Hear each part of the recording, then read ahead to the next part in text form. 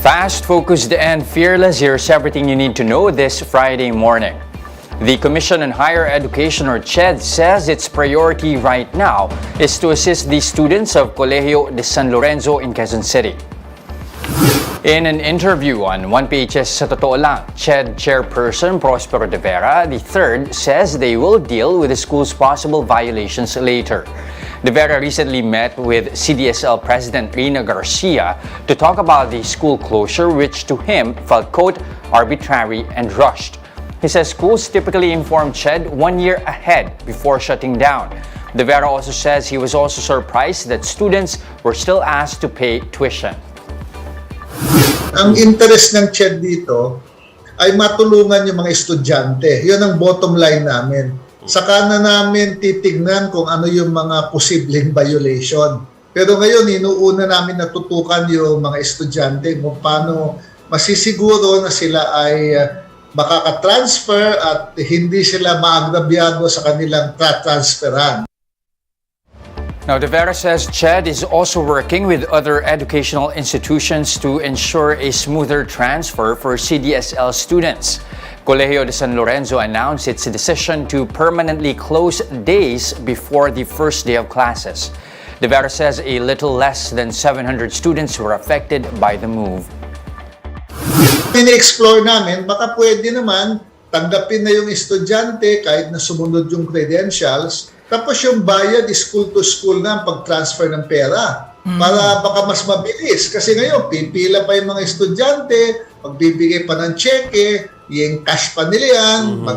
Baka naman pwede school to school na yung transfer at baka naman pwede, pakikiusapan natin yung mga private school, baka naman wala nang dagdag na tuition kahit na sa first semester muna.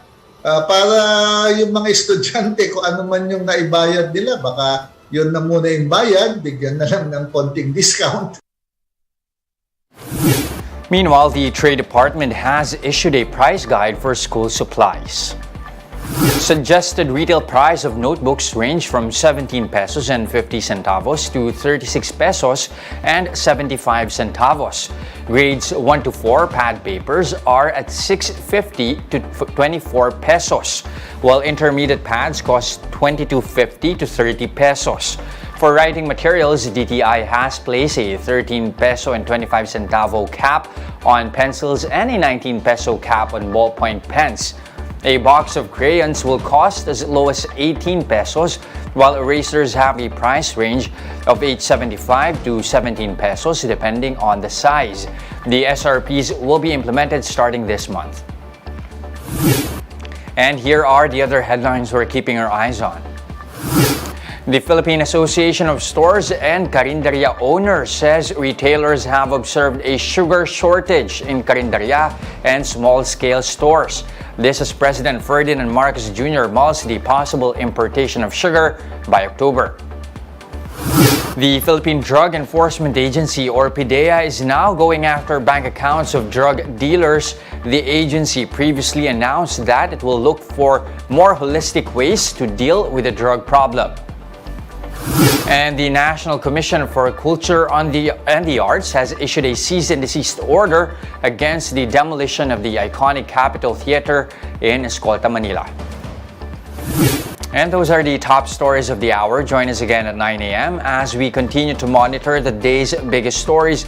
You can also catch One News on Signal Play. Register for an account now at signalplay.com.ph so you can stream One News live anytime, anywhere. Coming right up is Agenda at 8 a.m. I'm Jess De Los Santos. Mask on, wash hands, and stay safe. Philippines, we are One News, all sides, all the time.